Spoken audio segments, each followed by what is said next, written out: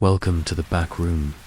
Relax, unwind, and let our soothing gangster bedtime stories guide you into calm and peaceful sleep. Here, we tell the quieter side of history, the childhoods, ambitions, and lives of legendary gangsters, without focusing on violence. As you settle in, share with us in the comments where you're listening from, what time it is right now, and one good thing that's happened to you today. We'd love to hear from you. If you enjoy our stories, please like this video to support the channel and subscribe so you never miss a new upload. Your encouragement helps us bring more Mafia bedtime stories to life. Now close your eyes, feel at ease, and enjoy tonight's story. Wishing you peace and the sweetest dreams. The light is dim. The kind of dim that belongs only to hidden rooms where men and women once gathered, not to be seen, but to forget.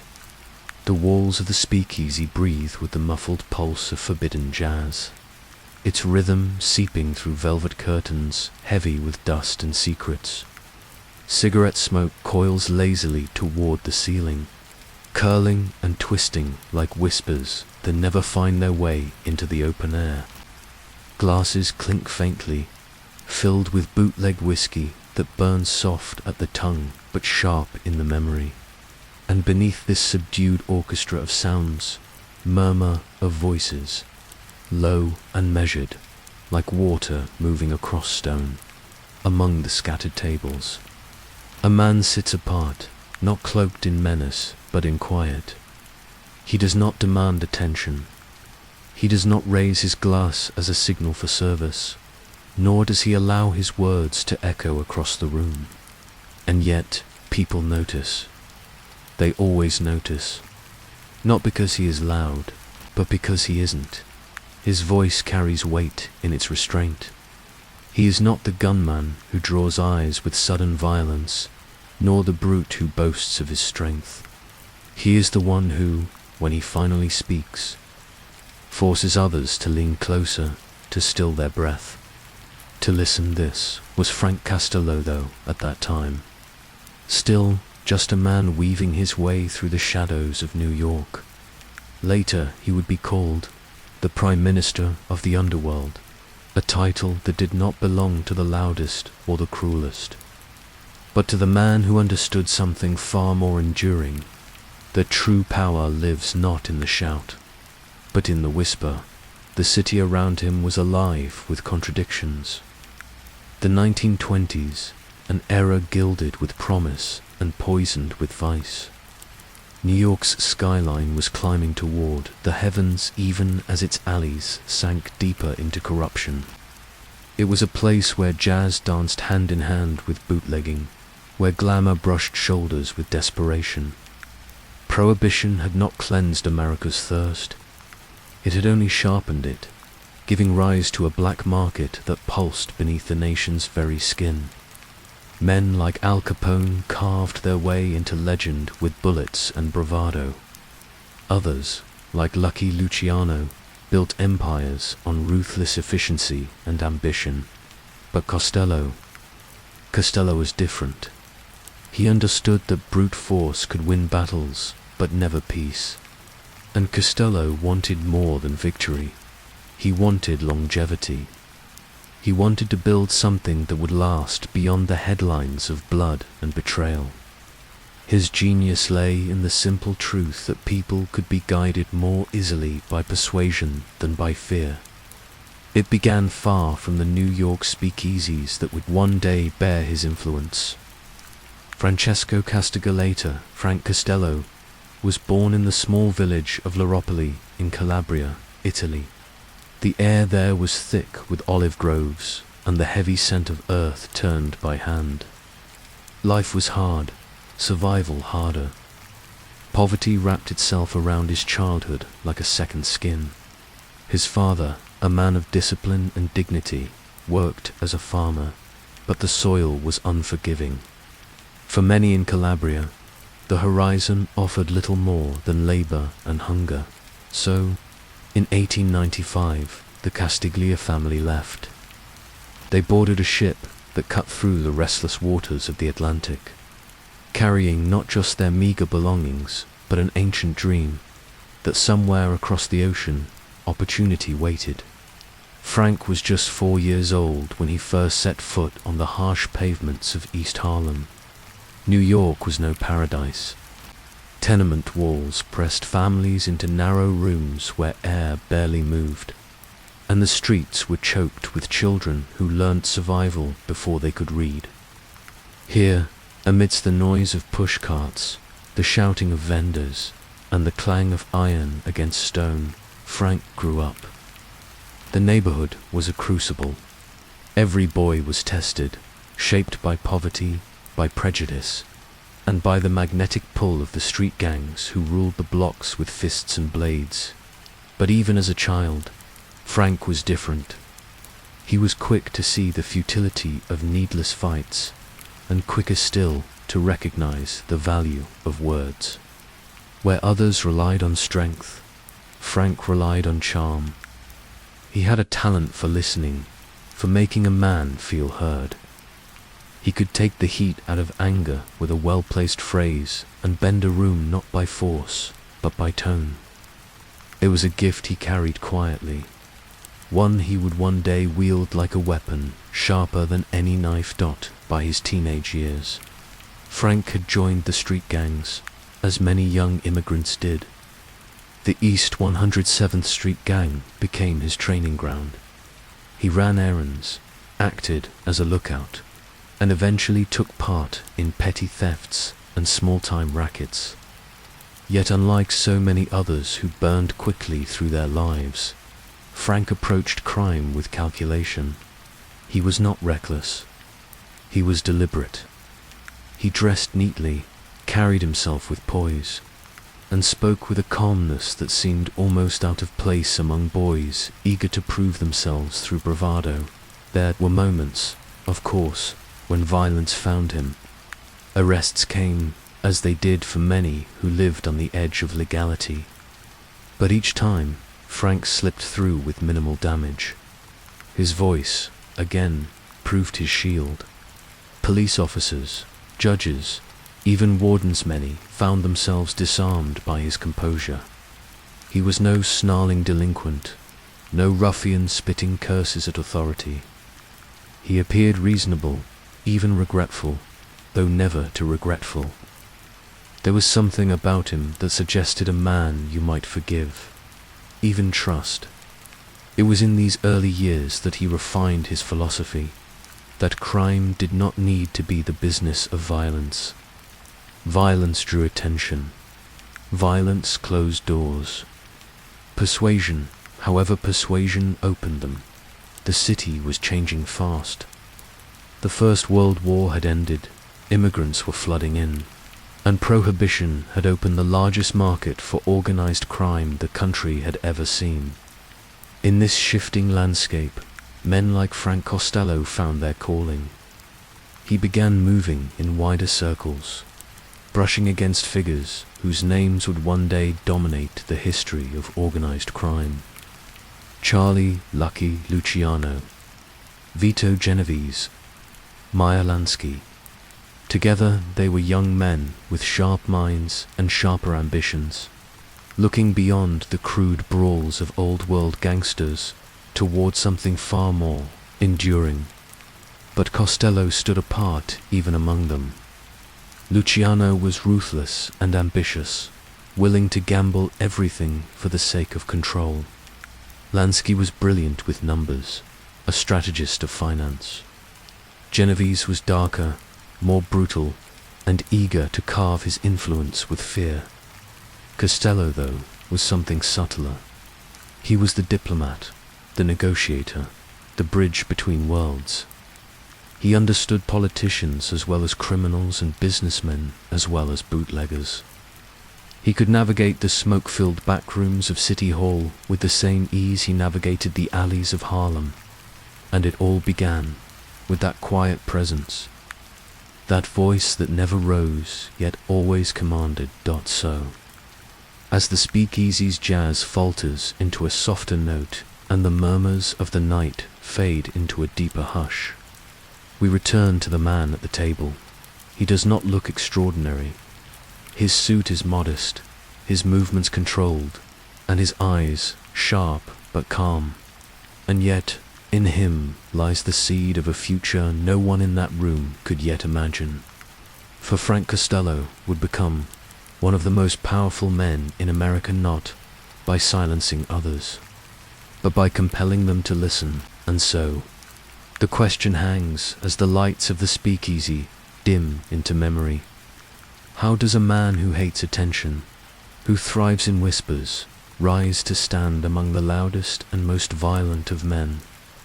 The answer lies ahead in the story of the man they called the Prime Minister of the Underworld. The story drifts back, across the ocean, across the years, to a place where the soil was thin and life was thinner still. Calabria, southern Italy, at the edge of the world, where the mountains touched the sea, and the earth itself seemed to struggle to feed those who lived upon it. Francesco Castiglia was born here in 1891, in a village that clung stubbornly to the hillside. The air was dry, carrying the scent of dust and olive trees. Superstition walked hand in hand with faith. Whispers of the evil eye travelled from door to door as quickly as the church bells that called the villagers to prayer. Childhood in Calabria was not soft. It was a lesson in endurance, a life measured not by what one possessed, but by how long one could endure without. The young Francesco absorbed these lessons quietly. He watched the men gather at dusk, their hands rough from labor, their voices low as they discussed matters of land and lineage, of debts and favors, of loyalty and betrayal. These were the seeds of understanding, the realization that true power rarely announced itself with shouting or spectacle. It moved quietly, like a shadow slipping across the stones of the village square. But Calabria offered little promise for the future. The soil yielded scarcely enough for survival, and hunger was a constant companion. Like so many families at the dawn of the 20th century, the Castiglias looked westward, toward America, toward the shimmering promise of streets paved with gold. The journey began in a crowded port, where ships loomed like floating cities. The voyage across the Atlantic was no gentle passage. In the steerage compartments, families were packed together, their possessions reduced to what could be carried in a trunk or a sack. The air was heavy with salt, with sweat, with the sour temps of seasickness. Nights were long, filled with the groaning of the ship and the murmurs of strangers reciting prayers in half a dozen dialects. For a boy of 4, the memory was less about hardship than sensation, the rocking of the waves, the smell of iron and coal, the blur of foreign faces pressing close together. But for his parents, it was a gamble. They were leaving behind the certainty of struggle for the uncertainty of possibility. When the ship finally docked, the first sight of Manhattan rose like a mirage. The skyline bristled with smokestacks and spires, a place that seemed both terrifying and magnificent. Ellis Island was a labyrinth of questions, names, and waiting. Inspectors peered into mouths and eyes, deciding with cold efficiency who was fit to enter and who was not. Francesco's family passed, their name recorded, their fate sealed. They were immigrants now, strangers in a vast, restless land. The Castiglias settled in East Harlem, where tenements pressed against one another in endless rows. The streets were crowded with voices, Italian, Irish, Jewish, German, an orchestra of accents and tempers. Laundry lines sagged between buildings, dripping onto the heads of passers-by. Pushcarts lined the avenues, selling bread still warm from the oven, roasted chestnuts that cracked beneath the teeth, and steaming plates of pasta offered for a few cents. Tear. Amid the noise and the grit, Francesco began to understand America. It was not the land of easy fortune his parents had dreamed of, but it was alive with opportunity if one knew how to read the signs. Children fought in the alleys. Men leaned against doorways, smoking cheap cigars, their eyes always measuring, always watching. The police walked their beats, but it was clear they belonged as much to the neighborhood bosses as to the city itself. School offered little to a boy like Francesco. His English was broken, his clothes patched and worn, his pockets nearly always empty. But he was observant, and that was a different kind of education.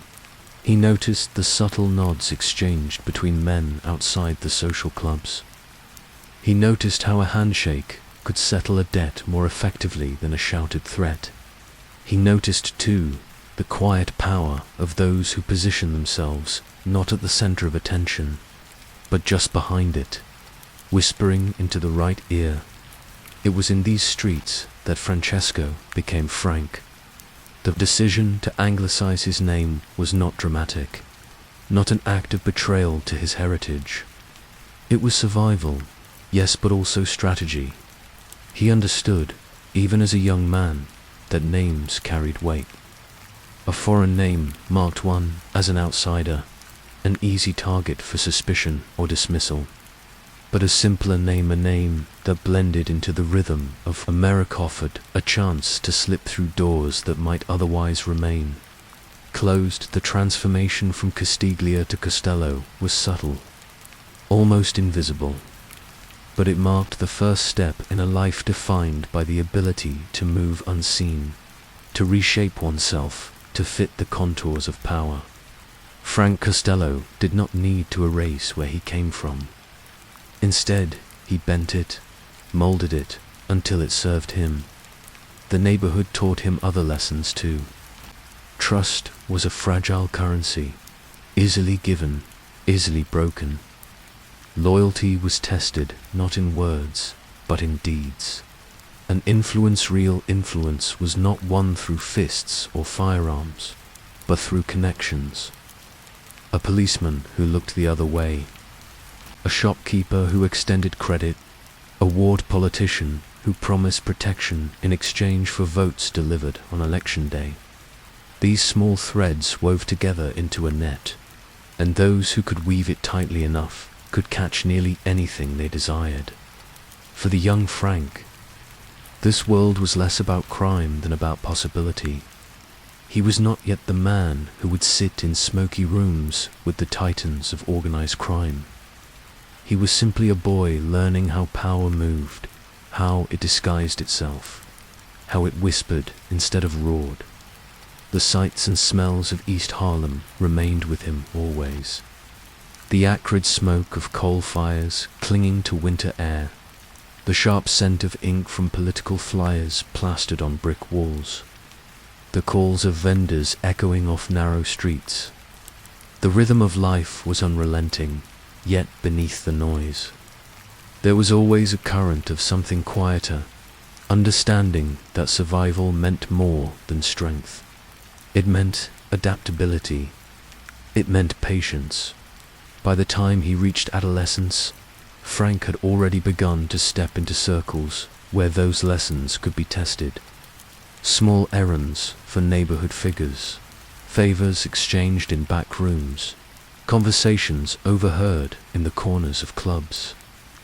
He was not the loudest, not the strongest, but he was the one who listened. And in listening, he learned in the tenements of Harlem.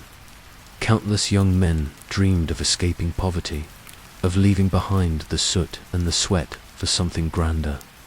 Most would never escape.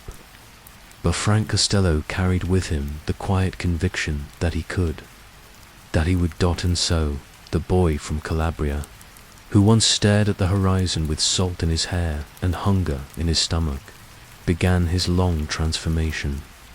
From Francesco to Frank, from immigrant to insider, from observer to participant, the chapter of his childhood closes, not with violence, nor with triumph, but with a question.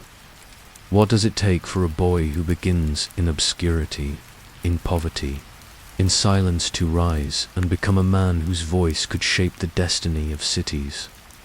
The answer was still years away, but the path had begun. History often turns, not on solitary figures, but on unlikely partnerships. Frank Costello was never a man of swaggering violence or reckless ambition.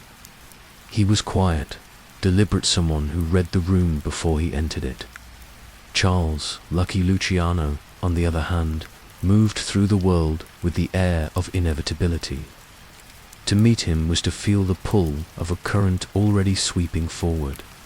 Their paths crossed in the restless ferment of Prohibition-era New York, where opportunity dripped like the illegal liquor pouring behind shuttered doors. Costello, steady and composed, was drawn into Luciano's orbit, and what he found there was not only a man, but a vision blueprint for power that went beyond the crude rackets of the street. Luciano saw the Mafia as a structure too old, too provincial, too shackled to the feuds of Sicily. He imagined something broader, a syndicate that could stretch across cities, across states, an enterprise as organized as any corporation. Yet vision alone could not hold such a creation together. Luciano had the daring to build it. Costello had the discipline to make it last. Their first meetings were unremarkable in appearance, though charged with unspoken calculation. In smoke-filled rooms above East Side gambling parlors, they sat across from each other at battered tables, cards sliding between their fingers, drinks set down with casual clinks. The games themselves mattered little. What mattered was the rhythm of conversation, the way Luciano leaned forward when speaking of alliances, of restructuring, of discarding the old bosses who clung to fading power, and the way Costello listened, never interrupting, never boasting, but filing each word like a craftsman studying the grain of wood before cutting. It was a courtship of minds. Where others saw Luciano's brashness as recklessness, Costello saw clarity, and where others mistook Costello's calm as timidity, Luciano recognized the subtle architecture of a strategist. Their friendship grew in increments, small favors, mutual trust, the quiet acknowledgement that each man needed the other. Luciano knew that power demanded force, but also respectability. A mob boss could control the streets, but without influence in politics, without protection in the courts, his empire was always at risk of crumbling. Costello knew the corridors of influence like few others. He understood that a whisper in a politician's ear could be worth more than 100 armed men on a corner. Together they began to weave a network that blurred the boundaries between crime and legitimacy. Costello cultivated politicians with the same patience a gardener gives to soil. He supplied campaign funds, organized voting blocks, and ensured that when ballots were counted, certain names rose to the top. In return, raids went unmade, cases went unfiled, and the machinery of the law turned ever so slightly in their favor.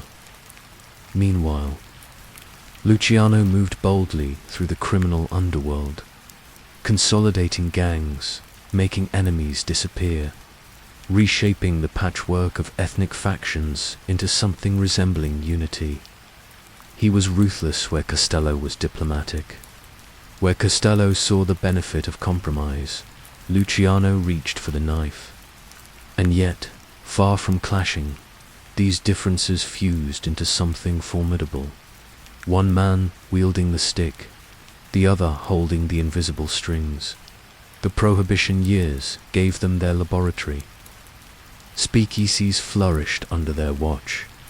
Trucks laden with Canadian whiskey rolled across state lines, and fortunes swelled in hidden ledgers.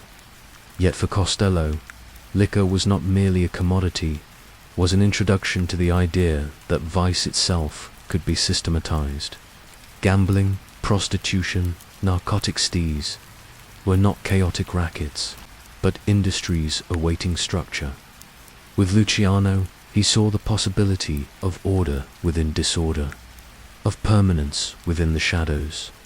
They often met in private, away from the loud bravado of their peers. In the late hours, when the city outside hummed with sirens and laughter, they sat with cigars smoldering, discussing not just profits, but principles. Luciano spoke of cutting ties with the old guard, men still bound to Sicilian codes and vendettas. Costello spoke of influence that did not come from the barrel of a gun, but from the quiet assurance of protection from above. In those conversations, history shifted, yet beneath their harmony lay tension subtle, unspoken but present. Luciano did not shy from blood. He believed fear was a necessary currency, that violence was not simply a tool but a language. Costello recoiled from it, not out of morality but calculation. To him, every corpse was an investigation, every gunshot an invitation for scrutiny. He preferred shadows, not headlines. Theirs was a dance of contrasts, Luciano pushing forward, Costello pulling back, each tempering the other without breaking the rhythm. There were others in their circle, of course Meyer Lansky, the mathematical mind who could see probability as clearly as others saw numbers. Benjamin Bugsy Siegel, volatile and electric, whose charm hid a dangerous volatility. But it was the axis of Luciano and Costello that gave the group coherence. One was the architect, the other the foundation. As their power grew, so too did their confidence. They no longer thought of themselves as petty racketeers, but as statesmen of an invisible republic. Luciano dreamed of a commission, a governing body that could arbitrate disputes, allocate territories, prevent the endless cycle of wars that weakened the underworld. Costello dreamed of political networks that stretched from ward bosses to senators, so deeply rooted that the law itself bent before them. It was a vision of permanence, a kind of shadow government growing alongside the official one, and in their minds, why not? The law had failed to control the appetites of the nation. Prohibition was proof of that. If the state could not satisfy the demand for drink, then men like them would. If the state could not police its own officials, then bribes would do the work instead. What they built was not rebellion, it was substitution. Yet even as they planned for longevity, time worked against them. The end of prohibition loomed, casting uncertainty over their empire. The very law that had lifted them from obscurity was now preparing to vanish, and with it, the river of profit that had sustained them. For Luciano, the answer was simple. Crime would find another outlet. Narcotics, gambling, unions, there would always be hunger to feed, weakness to exploit. But for Costello, the question was more delicate. Could the political scaffolding he had built hold firm once the easy money of bootlegging dried up? Could influence alone sustain a kingdom born in shadows? The air between them grew heavier in those final months of prohibition, as though they both sensed the turning of an age. They still met, still smoked, and spoke of plans, but beneath the camaraderie lay a quiet apprehension. What would remain of their alliance once the law shifted? In the end, it was not friendship or loyalty that defined their bond, but necessity. Each man needed what the other could provide. Luciano's daring required Costello's restraint. Costello's diplomacy required Luciano's force. Without the other, each would be exposed, vulnerable, incomplete. Together, they were a paradox: violence and subtlety, ambition and patience, woven into a single design. And so the Luciano alliance was not a partnership of equals, nor one of convenience alone. It was something more elusive, a recognition that history bends not to the strongest or the cleverest alone, but to those rare unions where differences fuse into destiny, but as prohibition faded into memory, their creation stood at a precipice. The champagne that once flowed in hidden cellars now poured openly in restaurants. The nightclubs that had relied on secrecy now let neon signs in the open. What happens to men who thrived in the shadows when the world no longer needs them there? That was the question that lingered between Luciano and Costello, and it was the question that would soon demand an answer. In the years after Prohibition's golden frenzy, the underworld shifted like the tide retreating from the shore. The streets that once dripped with the easy money of bootlegged whiskey began to quiet. But the men who had grown rich from its chaos did not vanish.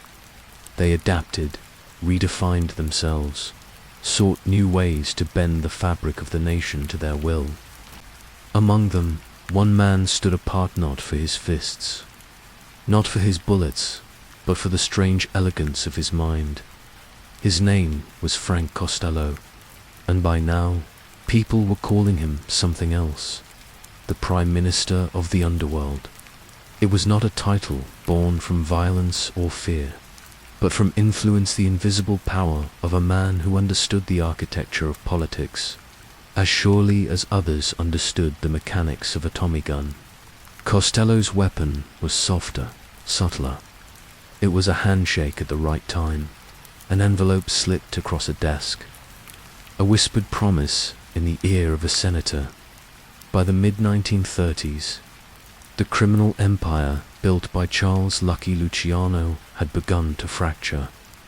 Luciano himself, brilliant and daring, was tried and convicted in 1936, exiled from the country he once ruled from the shadows. His lieutenants were jailed, scattered, or diminished. Yet, in this vacuum, Costello did not crumble. He rose, where others scrambled to hold onto rackets or carve new territories in blood. Costello turned his eyes upward, toward the chandeliers of Tammany Hall and the oak-paneled offices of City Power. He saw something many of his peers did not, that politics was the truest racket of them all. In the smoke-thick back rooms of New York's democratic machine, he became a quiet but decisive presence. The men of Tammany were no strangers to compromise, but with Costello, compromise deepened into dependency. He provided money for campaigns, votes when they were needed, and an endless supply of influence drawn from the neighborhoods his associates controlled. In return, doors opened, licenses were granted, investigations stalled, and the machinery of government turned in directions that favored him. It was here that his reputation transformed. Newspapers, in half-marking awe, began calling him the Prime Minister. The name lingered because it fit. He was not a dictator, not a king, not a general. He was the quiet statesman in the shadows, orchestrating alliances, ensuring that his interests were always represented. The environments in which he thrived were not the streets, but the corridors of legitimacy. Picture him in a midtown hotel suite, the curtains drawn, telephones ringing with the chatter of men arranging contracts and favors. Picture the stale air of Tammany's headquarters, yellowed by cigar smoke, where typewriters clacked in steady rhythm as political operatives churned out press releases, campaign flyers, and memorandum in the middle of it all. Costello's steady presence, his calm voice shaping outcomes with precision. Unlike his contemporaries, Costello had little taste for violence. He did not swagger with armed bodyguards, nor did he relish the sight of spilled blood. He considered violence clumsy, wasteful, a tool to be avoided whenever possible. For him, the true mark of genius was in winning without raising a weapon. Power, he believed, lay in the subtle arts, in persuasion, in patience, in knowing where to apply pressure and when to hold back. Fundraising dinners became his theater of diplomacy. In grand hotel ballrooms, governors, senators, and businessmen mingled with men whose reputations were whispered about in courtrooms and police precincts. There was an uneasy laughter that filled those nights, a laughter born from knowing too much and saying too little. Costello would sit quietly at such events, never dominating, never drawing attention. He preferred the edge of the table, the seat where he could watch everyone, where a small gesture, an arched brow, a faint nod could speak louder than a speech. Those who dealt with him walked away with the unsettling sense that they had been persuaded into something without realizing how. He cultivated respectability with deliberate care. His suits were immaculate, his manner soft-spoken. To the casual observer, he might have been mistaken for a banker or a lawyer, one more well-fed man in mid-century New York. But beneath the calm exterior was calculation. Always calculation, the mind of a man who had seen the brutality of the streets and chosen a different path, a quieter form of dominance. The paradox of his nickname, the Prime Minister, lingered. On the surface, it suggested statesmanship, diplomacy, a role rooted in legitimacy, yet its context was soaked in corruption. Costello was no elected official. His authority came from the shadows, and yet, in many ways, he wielded more practical influence than the men who held office. The genius of Costello was not only in forging bonds with politicians, but in making those bonds appear natural, inevitable. He blurred the line between politics and organized crime so thoroughly that to many they became indistinguishable. A liquor license granted here, a construction permit smoothed there, a zoning issue quietly resolved, was all part of the invisible current he controlled. To businessmen, he was a protector. To politicians, he was a benefactor. To the underworld, he was a diplomat who could ensure that their enterprises flowed unimpeded by the law. He was the hinge between these worlds, the pivot on which power turned. But there was something unsettling beneath the polish. The more one looked, the more one questioned. Where did democracy end and corruption begin? If votes were delivered not by the will of the people, but by the calculations of men like Costello, what remained of the Republic? These questions did not trouble Costello himself. He was a pragmatist. To him, politics was simply another enterprise, another racket dressed in finer clothes. He had no illusions about the purity of democracy. He once remarked, with characteristic candor, that politicians were like streetwalkers. They performed their services for the highest bidder. Yet his cynicism did not make him reckless. On the contrary, it made him careful, deliberate, controlled. He understood that his power rested on perception that he had to remain the respectable man in the shadows, the one who could dine with mayors one evening and confer with mob bosses the next, without either side recoiling. By the late 1930s and into the 1940s, this role became central not only to New York, but to organized crime across America. Luciano's exile had left a void, but Costello filled it not by claiming Luciano's throne, but by reinventing it. He was not the boss in the traditional sense. He was something more elusive. He was the connective tissue, the man who kept the machinery running when others faltered. And in that role, he flourished. The Prime Minister of the Underworld had emerged, fully formed, his influence stretching beyond the gambling dens and nightclubs, into the very heart of political life. Yet, as the chapter of his rise closed, an unease lingered. Costello had succeeded in building a bridge between the criminal world and the political one, but at what cost? The two had become intertwined so deeply that it was difficult to tell them apart. The hand that passed the envelope across the desk, the hand that signed the legislation, were they not, in some hidden sense, the same hand? In smoky rooms and polished offices, Costello had reshaped the underworld into something larger, something more insidious. But as his influence grew, so too did the quiet, unspoken question that haunted the city's conscience. Had Frank Costello, the so-called Prime Minister, blurred the line between democracy and corruption beyond recognition? And if so, could that line ever be restored? The 1950s were supposed to be an age of certainty in America. The war had been won. The soldiers had come home.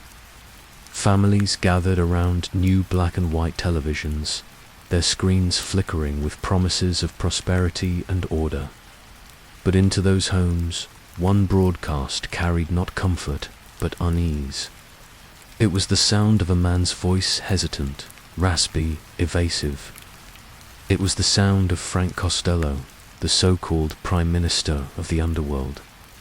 Summoned not to a back room or a dimly lit office, but to the unforgiving stage of public scrutiny. The Kefauver Committee was unlike anything the nation had seen. Led by Senator Estes Kefauver of Tennessee, its purpose was clear: to peel back the curtains on organized crime, to show the American people the machinery of corruption that had long thrived in the shadows.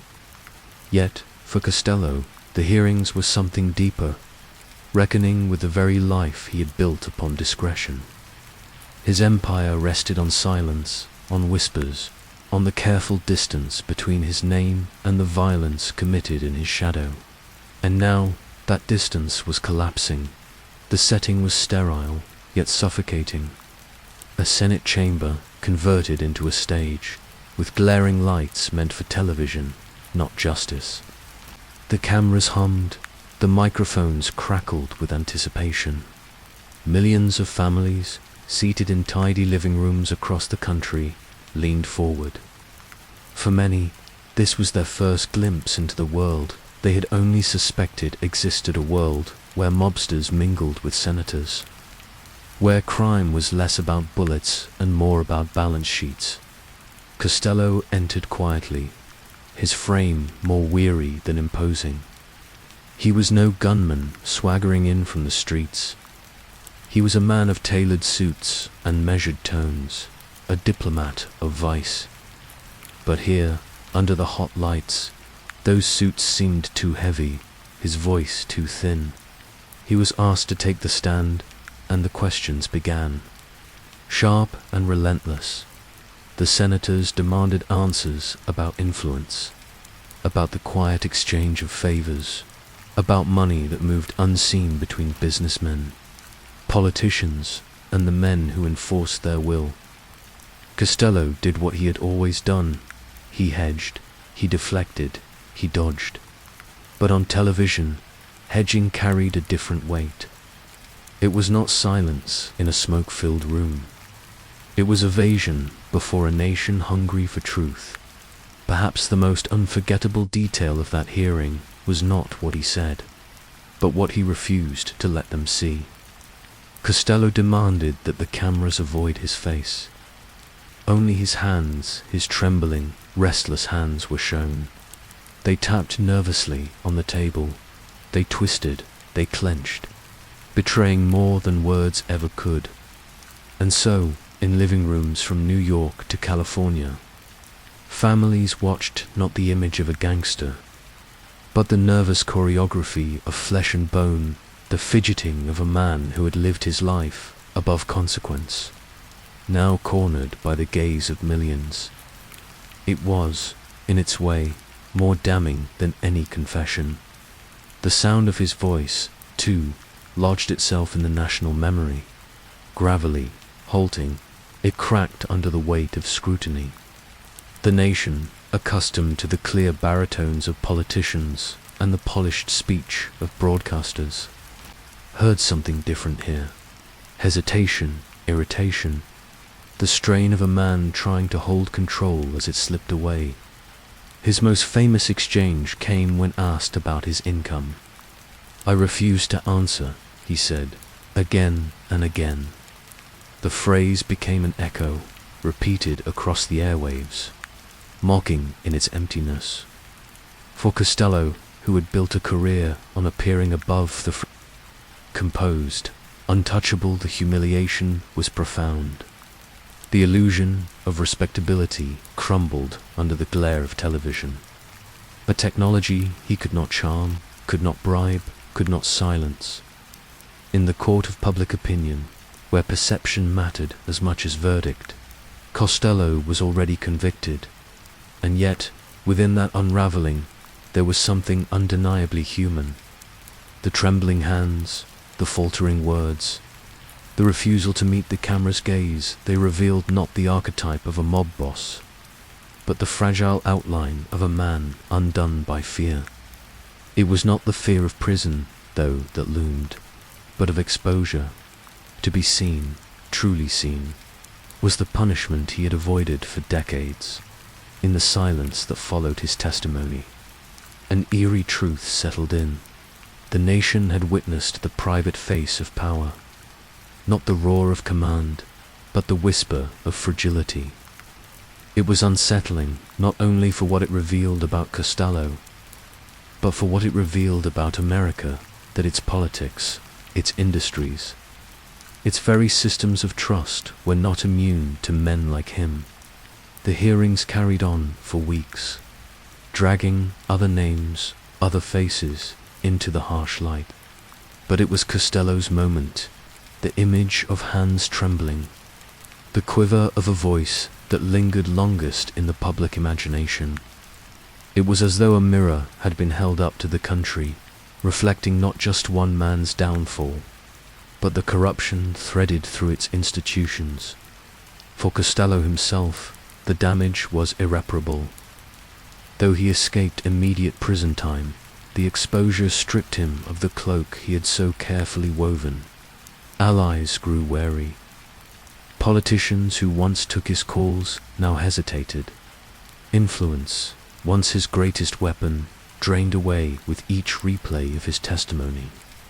The Prime Minister of the Underworld had become a national spectacle, a punchline for headlines, a cautionary tale of arrogance meeting its limit.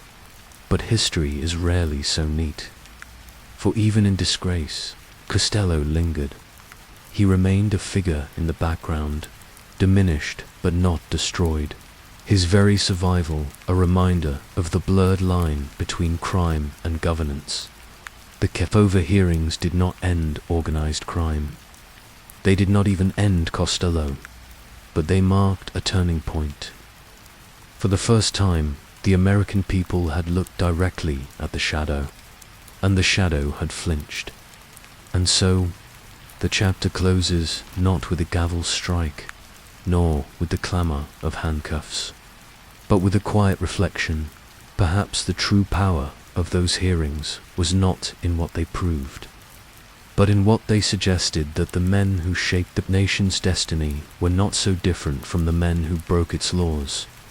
The difference was only visibility, and once seen, they could never again retreat fully into darkness.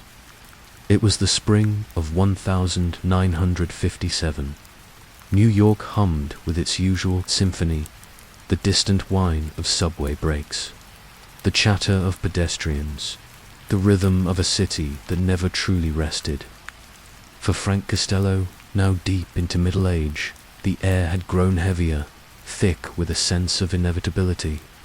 He had survived the trials of the courts, endured the humiliation of television hearings, and watched the underworld shift beneath his feet. But the greatest trial was not a courtroom spectacle or a Senate hearing. It came one night in the form of a single bullet, fired from the shadows. Costello was returning home. The kind of late evening when fatigue draped itself over a man like a heavy coat. He moved through the lobby of his apartment building, polished marble floors reflecting the faint glow of chandelier light. The footsteps behind him did not sound unusual at first. New York was a city where noise followed every movement. But then came the crack, a sudden burst, sharp and violent, shattering the night. The bullet entered the side of his head. It did not kill him. Instead, it grazed, searing through skin and bone, leaving blood trickling down his cheek. He staggered, not collapsing, but clutching the wound, dazed, as the echoes of the gunshot seemed to hang in the marble hall. Vincent Chin Giganti, the young soldier who had pulled the trigger, melted back into the city shadows. The shot was meant to end an era. Instead, it left Costello standing, bloodied, shaken, but alive. In the hours that followed, the violence gave way to a silence that was somehow more haunting. The antiseptic smell of the hospital filled the air. White coats moved quickly around him, murmuring in tones just above whispers. His head was bandaged, the faint sting of alcohol burning against his wound. Machines ticked with mechanical indifference, counting breaths, measuring pulses. For a man who had spent his life controlling others with quiet authority, here he was, reduced to a patient on a bed, subject to forces beyond his will. And in that hospital silence, Costello thought, what does a man feel when he survives the bullet meant to end him? For some, it might be gratitude, a sense of rebirth. For others, terror, knowing death lingers close by. For Costello, it was neither. What he felt was weariness, the struggle, the endless balancing act of diplomacy and power. The weight of living in shadows, it all seemed to collapse onto his shoulders at once. He had always been the statesman of the mob, the man who sought respectability even within a life of crime. But the truth was laid bare in that moment. No matter how polished the exterior, no matter how carefully crafted the image, violence would always return. It was the language of the streets, the grammar of organized crime. He had spoken it softly, but others shouted it with bullets. And now his time had come to face the fact that diplomacy alone would not save him. Costello recovered physically, but something deeper had shifted. Friends noted the change in his demeanor. The once steady confidence in his voice carried an undertone of fragility. His hands, which had once gestured with calm precision, seemed slower, more deliberate. It was not fear in the conventional sense, not the paranoia that consumed lesser men, but a deep, resonant exhaustion, the kind of tiredness that goes beyond the body, sinking into the soul.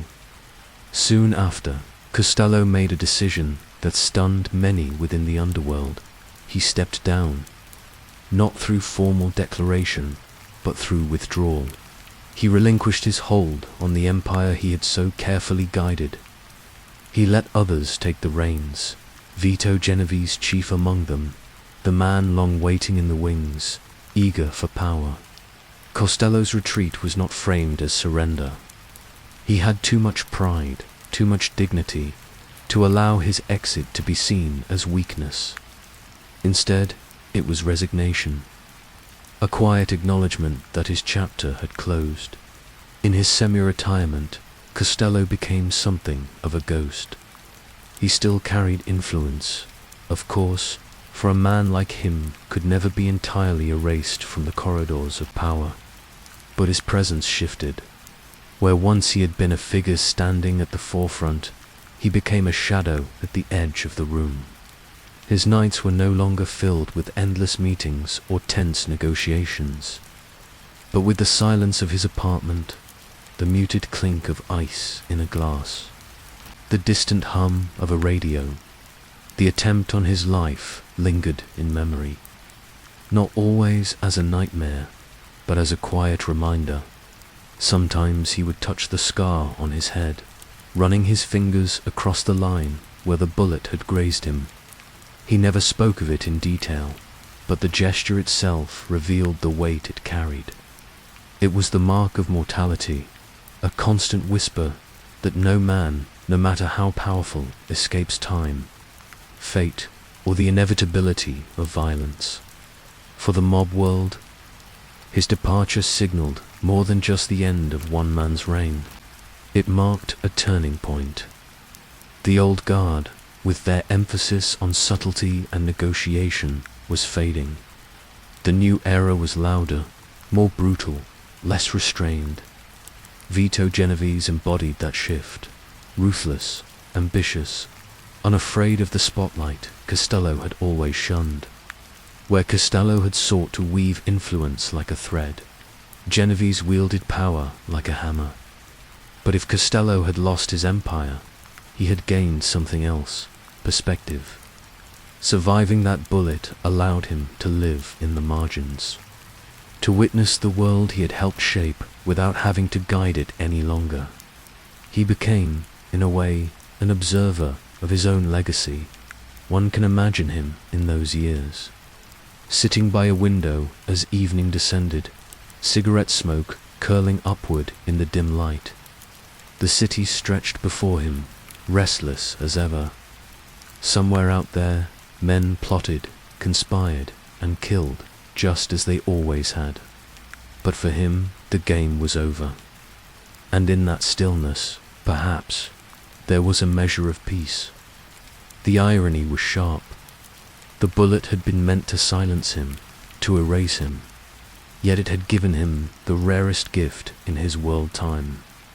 Time to reflect, to age, to watch. Time that so few men in his line of work were granted. The attempt on his life had ended his power, yes, but it had also given him the quiet dignity of survival. And so, Frank Costello faded not with the suddenness of a fall, but with the slow dimming of a light. The attempted silence had not succeeded. Instead, it had left behind an echo, soft, weary, but enduring. A man who had lived in the shadows had retreated further still, leaving the stage to others. While he carried on in half-light, the city continued, as it always did, its pulse indifferent to the rise and fall of men like him. But for Costello, every night carried the same unspoken truth. The bullet had missed, but its mark was permanent. The city never truly slept, but for Frank Costello, its rhythm had slowed. By the late 1950s and into the decades beyond, he no longer moved through New York with the same authority that once made mayors and senators bow their heads. His stride was shorter now, his shoulders slightly bent, his face softened by age and the fatigue of too many years spent walking a razor's edge. Yet, even in retreat, Costello remained a presence a man both remembered and feared.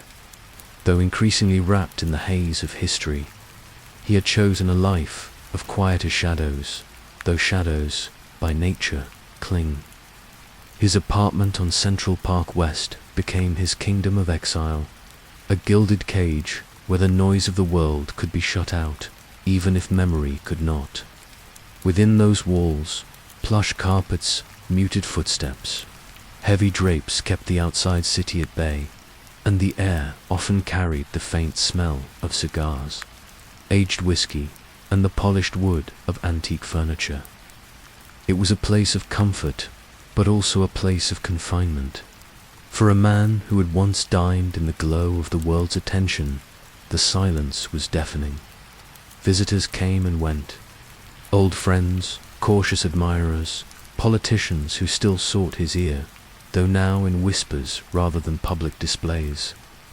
Journalists, too, sometimes arrived, hoping for a headline, a quote, a glimpse of the Prime Minister of the Underworld who refused to vanish completely. Costello would sit with them, always impeccably dressed, his tie perfectly knotted, his manner calm but guarded. He spoke sparingly, weighing every word, as if each carried the weight of history, and in truth it did. There was charm still in him, though tempered by something softer, almost melancholic.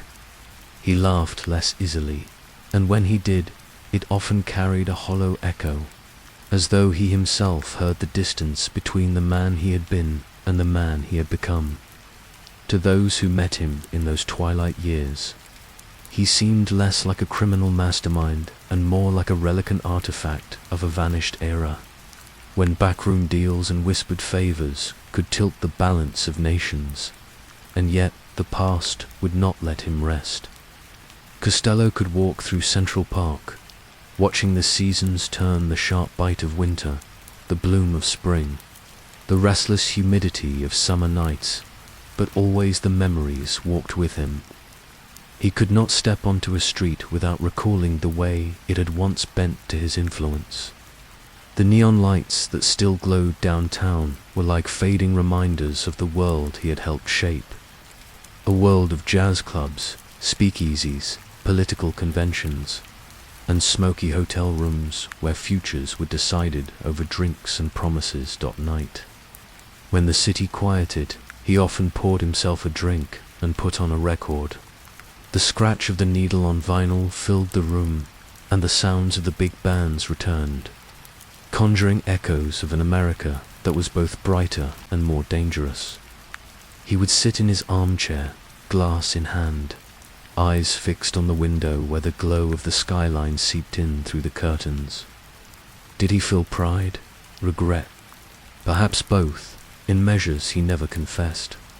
Those who visited him in his later years often remarked on his silence, the long pauses between his words, as though he was listening to voices only he could hear. There is a peculiar loneliness that comes to men who once wielded immense power. When influence fades, it is not merely absence, it is a hollowing. Costello had lived long enough to see his empire slip through his fingers, to watch new names rise in the underworld. Men who had not earned their authority through cunning diplomacy but through blood and fear. He did not envy them. He did not even recognize them. Their brutality was of another age, one that left no room for his old world finesse. Yet despite his withdrawal, danger never entirely released him. Even in his aging years, even surrounded by the comforts of his apartment, Costello was never free from paranoia. He had survived an attempt on his life, single bullet grazing his skull, and, though he continued to live, the shadow of mortality followed him closely after. Sometimes, as he walked to the corner to buy a newspaper, he would glance over his shoulder. Sometimes, as he lingered in a restaurant, his eyes would sweep the room, settling briefly on the door. Survival had taught him that quiet did not mean safety, and still he lived. For nearly 2 decades after stepping away from power, Costello lingered in this half-life, neither ruler nor ordinary man, neither feared nor forgotten. His health declined gradually, his hair turned silver, his face etched deeper with lines that spoke of both stress and endurance. But there remained an elegance about him, a dignity that even time could not erode. To the world beyond his apartment, he became a fading curiosity. To some, he was a reminder of a New York that no longer existed, when crime wore a suit and a smile, when deals were made in hotel lobbies rather than alleys. To others, he was a cautionary tale, the man who had touched everything yet held nothing in the end. The whispers of his name still carried weight, though in certain corners, in hushed conversations, Costello remained a symbol.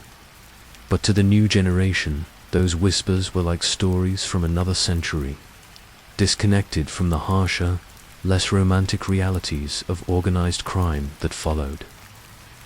As he aged into his 70s, the city itself seemed to mirror his decline.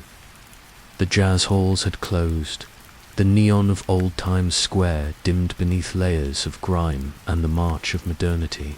The world was moving on. Costello, too, was moving on, though more slowly. He still hosted the occasional guest, still lifted a glass with old friends, still allowed himself the indulgence of a story or two from the days when he had been untouchable.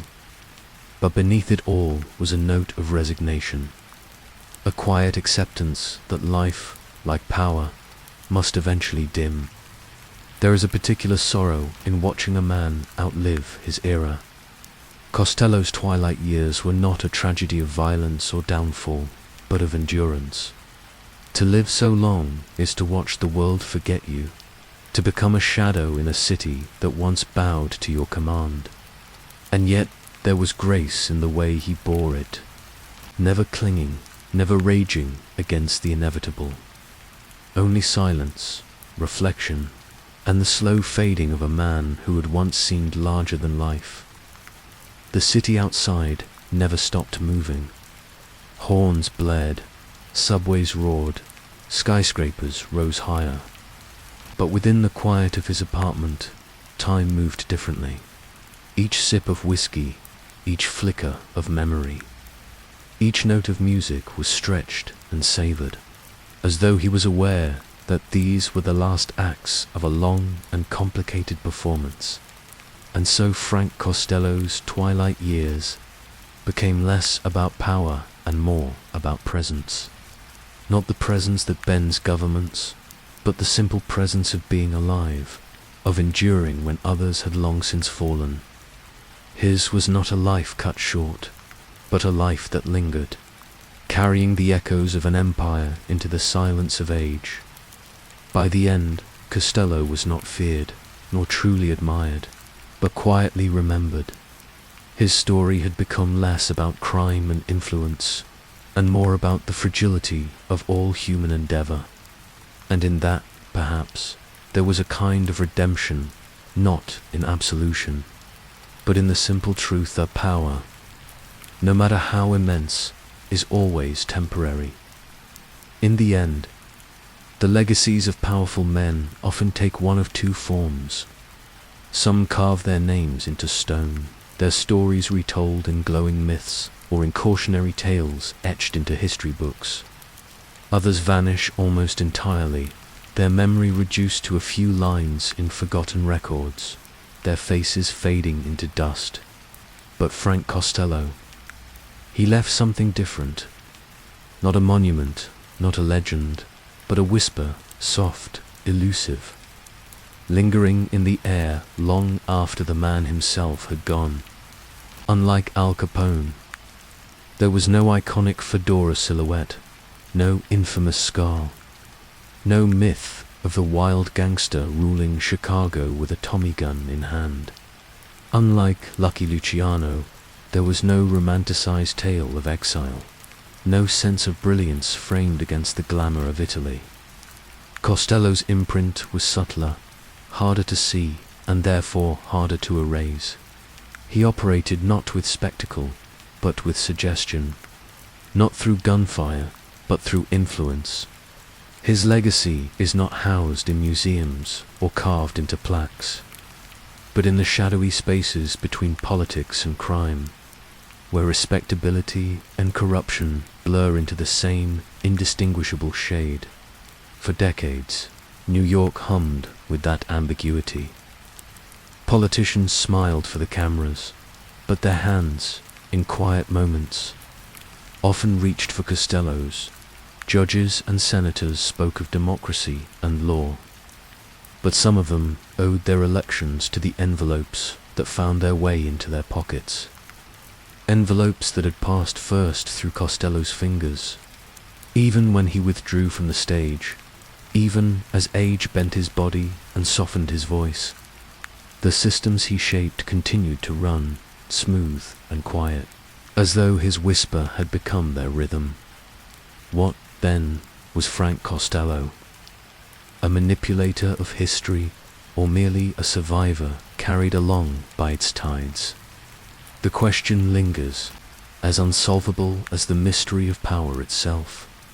For every story of Costello's brilliance, his calm and Senate hearings, his ability to outthink rivals there, is another story of chance, of timing, of him being in the right place when others fell. He may not have invented political corruption, but he gave it a form more durable, more polished, more enduring than brute violence ever could. The paradox of Costello's life is that it resists clarity. To some, he was the ultimate statesman of the underworld, a man who proved that crime could be dressed in silk, that it could hold a drink in its hand and sit comfortably at the same table as governors and mayors. To others, he was nothing more than a broker of shadows, a man who whispered to the powerful because he lacked the courage or the vision to seize the world with both hands. Even his enemies, when asked about him years later, struggled to define him. He was not feared like Anastasia, nor mythologized like Luciano, nor reviled like Capone. He was something else, something harder to pin down, yet impossible to dismiss. And perhaps that was the point. Costello seemed to understand, long before his time, that true power does not reside in visibility, but in invisibility. To be seen too much is to invite downfall. To be celebrated too loudly is to guarantee eventual ruin. But to whisper quietly, persistently, into the right ears, that is how one becomes part of the fabric of things, woven so tightly that even when the thread is gone, the pattern remains. The city itself still carries traces of him, if one knows where to look. Not in statues or headlines, but in the rhythm of deals struck over long lunches, in the murmur of private clubs where politicians and businessmen speak with lowered voices, in the way favors move silently through invisible networks, exchanged without record, without trace. These were his inventions, or at least his refinements. In the dimly lit corners of Manhattan, in the rooms where curtains were always drawn, the ghost of Frank Costello still lingers, not in form, but in atmosphere. It is tempting to imagine him walking again through the city in those twilight years, the streets older, rougher, the neon signs flickering with exhaustion, his steps slower, his shoulders rounded. He no longer commanded the full attention of the city, but there was still a quiet respect when he entered a room, still a shadow of recognition in the eyes of those who remembered what he had once been. Perhaps he felt it too, strange sensation of being present, but already half vanished, a living echo of a time that was itself fading into history. If you close your eyes, you can almost hear it, the clink of ice in a glass, the faint scratch of a record player spinning some big band melody from a bygone decade. Costello sits in his apartment, the city glowing beyond his window. The phone rings less often now. The conversations are shorter.